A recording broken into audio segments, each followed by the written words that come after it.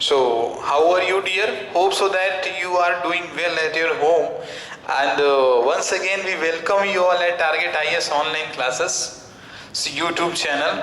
And the topic of the day is we have as similar to the earlier topic, that is a narration. यानी कहने का meaning क्या कि जो अपने पास टॉपिक अभी कंटिन्यूटी में है वो नरेशन है, तो उसी में अपन क्या है आज का भी डिस्कशन अपन का नरेशन पर ही होगा। अब देखो सबसे पहले क्या है कि मैं क्लास स्टार्ट करूं, before I start the class, first I just want to discuss a few things with you. I mean to say that a few concepts with you, fine, and the concepts are based on the general rules that we actually studied in the earlier classes, fine. तो है क्या कि जो general rules आप लोगों ने पढ़े हैं थोड़ा उनको ही क्या एक शॉर्ट रिव्यू लेते हुए अपन क्या करेंगे, क्लास को फर्दर मूव ऑन करेंगे, फाइन। तो जनरल रूल्स में आपने क्या क्या पढ़ लिया है? जनरल रूल्स में आपने पढ़ लिया है कि सर एक तो पहली बार सर की जो रिपोर्टेड स्पीच होता है, यानी जो आपका रिपोर्टेड स्पीच है उसका टेंस कब चेंज होगा, पहली चीज आपने इसको पढ़ी, फाइन। सेकंड आपने क्या पढ़ा? सेकंड पढ़ा कि sir subject of reported speech sir कब चेंज होंगे, सब्जेक्ट ऑफ रिपोर्टेड स्पीच कब चेंज होंगे आपके, ये भी आपने पढ़ा, फाइन। और तीसरा आपने पढ़ा कि सर जो ये रिपोर्टिंग वर्ब होता है, क्या होता है, जो आपका रिपोर्टिंग वर्ब होता है वो कैसे चेंज होता है, हाउ इट चेंजेस, ठीक है, how it changes, fine. So we actually completed these three things in the general rules, fine. हम लोगों ने इन तीन रूलों को अपन जनरल रूल्स में हम लोगों ने कंप्लीट कर लिया है। अब इसमें क्या है कि हमने कल आपको बताया कि रिपोर्टिंग वर्ब के बारे में, कल की क्लास में हमने आपको बताया था, फाइन, कि रिपोर्टिंग वर्ब में कहां पर सेड टू का टोल्ड होता है, कहां पर सेड टू का आस्क्ड होता है और कहां पर सेड टू का रिक्वेस्टेड होता है।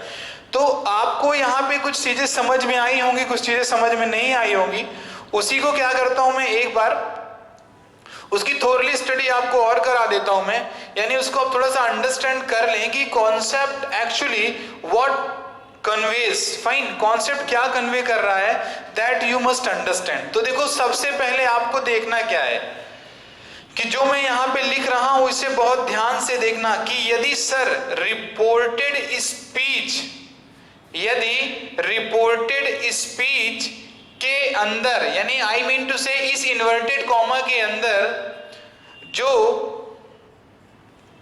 सेंटेंस लिखा हुआ है, ठीक है, जो सेंटेंस लिखा हुआ है वह किस टाइप का या किस प्रकार का सेंटेंस है। पहली चीज तो ये आपको ध्यान देना पड़ेगा कि सर जो इन्वर्टेड कॉमा के अंदर, यानी इन्वर्टेड कॉमा जो आपका है ये डबल इन्वर्टेड कॉमा के अंदर जो आपका सेंटेंस लिखा हुआ है वह सर किस प्रकार का सेंटेंस है, इस चीज को ध्यान देना आप कि सर वो किस प्रकार का सेंटेंस है, ठीक है।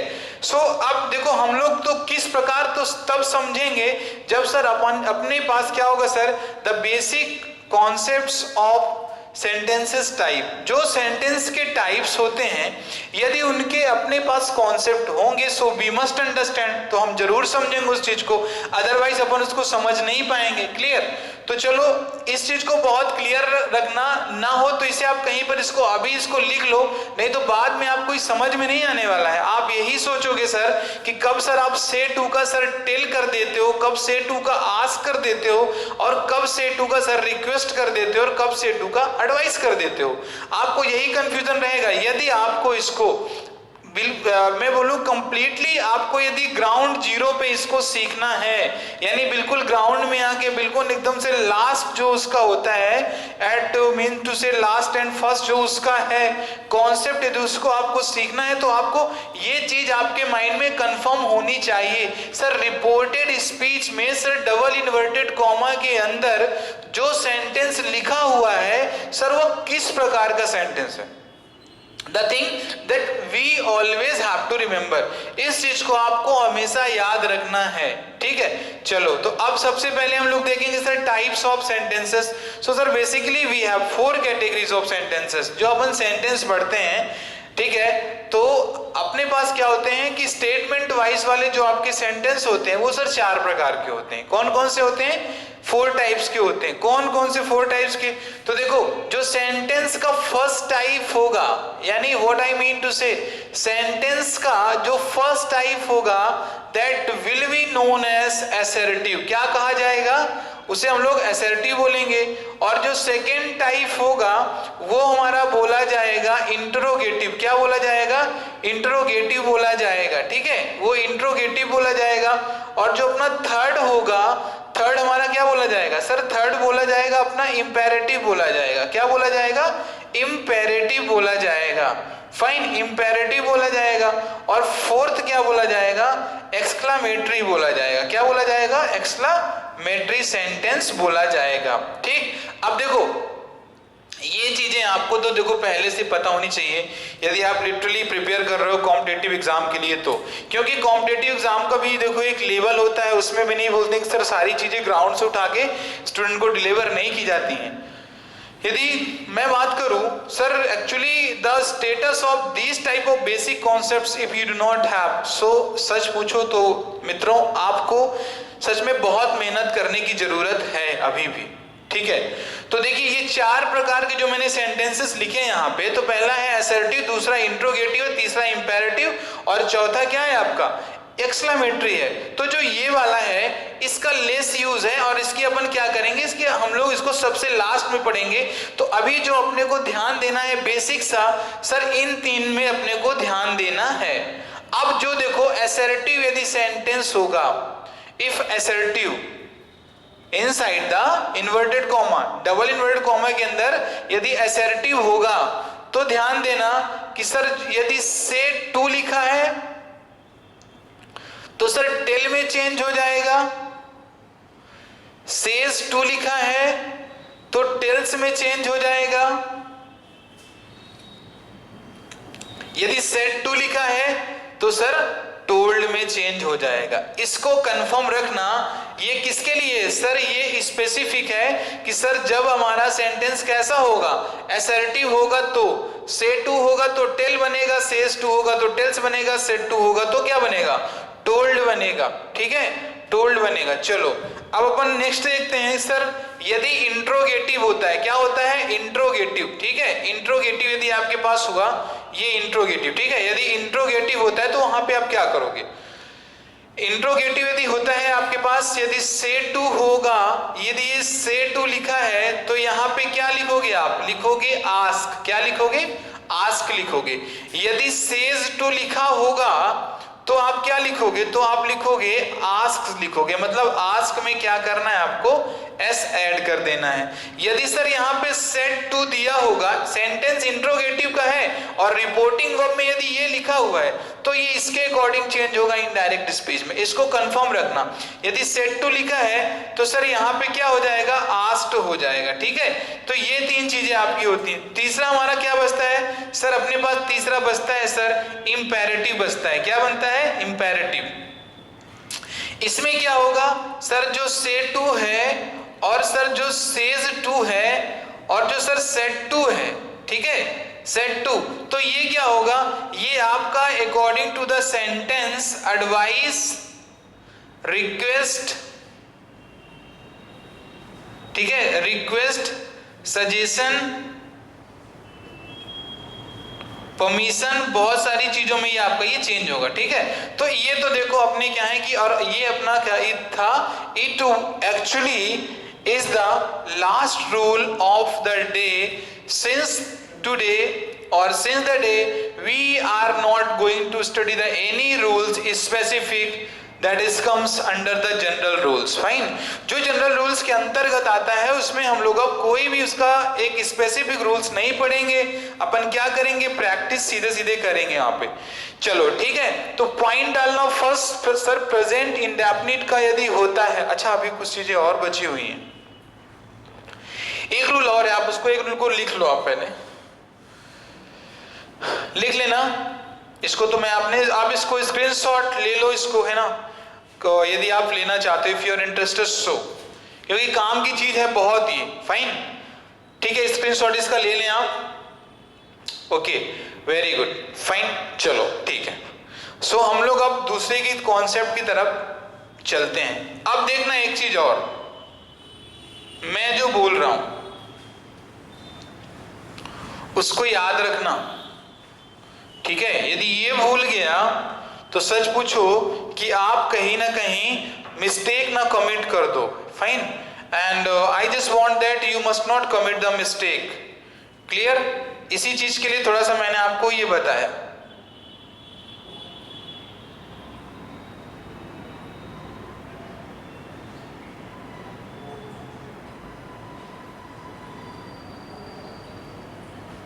ठीक है, चलो let's see what actually the concept says. देखो, ये बताना कि मैंने आपको बता रखा था कि सर आई और वी किसके अकॉर्डिंग चेंज होता है? I we changes sir according to the sir subject of the reporting speech. जो रिपोर्टिंग स्पीच का सब्जेक्ट होता है सर उसके अकॉर्डिंग ये चेंज होता है, ठीक है। लेकिन एक रूल लिख लेना इसको, या नोट बना के आप इसको लिख लेना। यदि लिखो, यदि वी का यूज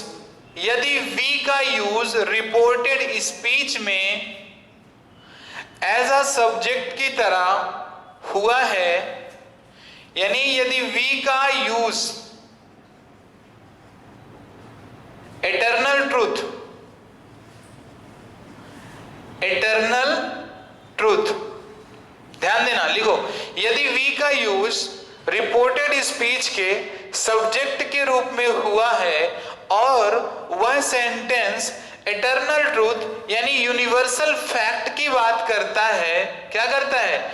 यूनिवर्सल फैक्ट की बात करता है, तो उस सेंटेंस को इनडायरेक्ट में चेंज करते समय कभी भी बी को हम चेंज नहीं करेंगे। यानी बी जैसा डायरेक्ट में लिखा हुआ है, अभी तक आप देखो दो प्रकार के सेंटेंसेस आपको याद रखना होगा सर। एक अपने क्या होते हैं सर, जनरल या तो सर ऑर्डिनरी सेंटेंसेस होते हैं सर, और कुछ क्या होते हैं एटर्नल ट्रूथ, मतलब सार्वभौमिक सत्य वाले होते हैं। जैसे यदि मैंने लिख दिया, यहाँ पे मैंने लिख दिया we can not leave without वाटर, ठीक है, we can not leave without water.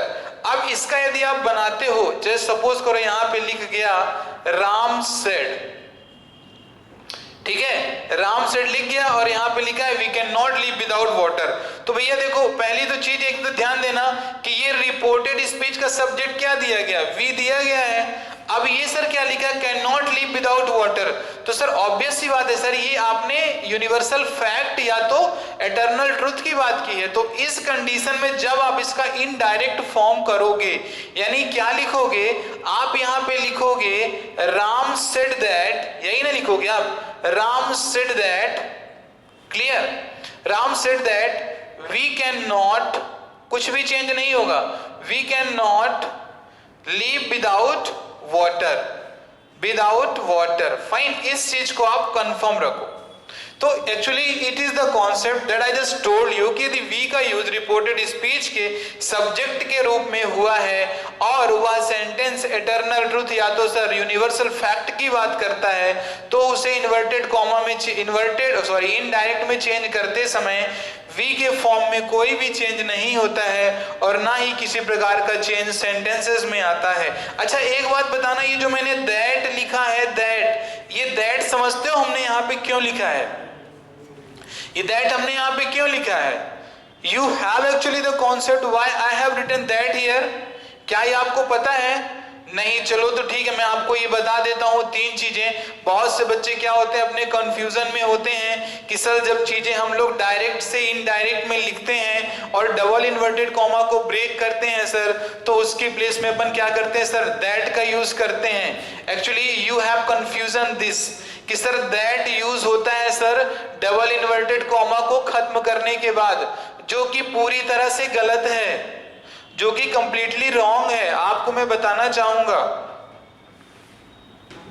क्योंकि आपको पता है कि सर जो ये कॉमा होता है, ऐसे लिखा होता है सेंटेंस में, आपने कभी ध्यान दिया हो या ना दिया हो, ऐसे लिखा होता है राम सेड और यहाँ पे ऐसे कॉमा दिया होता है, then double inverted comma start होता है, फिर कुछ भी सेंटेंस लिखा होता है, यू गो टू स्कूल, ऐसे कुछ करके सपोज करो लिखा होता है, ठीक है। तो हम लोग को क्या रहता है सर, अपना एक्चुअली जो मिसअंडरस्टैंडिंग और सर मिसकॉन्सेप्ट है, व्हाट एक्चुअली इट सेज कि सर जब अपन इनडायरेक्ट में लिखते हैं तो इस डबल इन्वर्टेड कॉमा को सर हटाने के बाद हम लोग क्या करते हैं, इस दैट का यूज कर देते हैं। काफी बुक्स में भी दिया गया है, लेकिन जब आप एक स्टैंडर्ड इंग्लिश ग्रामर की बुक पढ़ते हो तो there you will not get that कि सर इस डबल इन्वर्टेड कॉमा को ब्रेक करने के बाद हम लोग दैट का यूज करते हैं।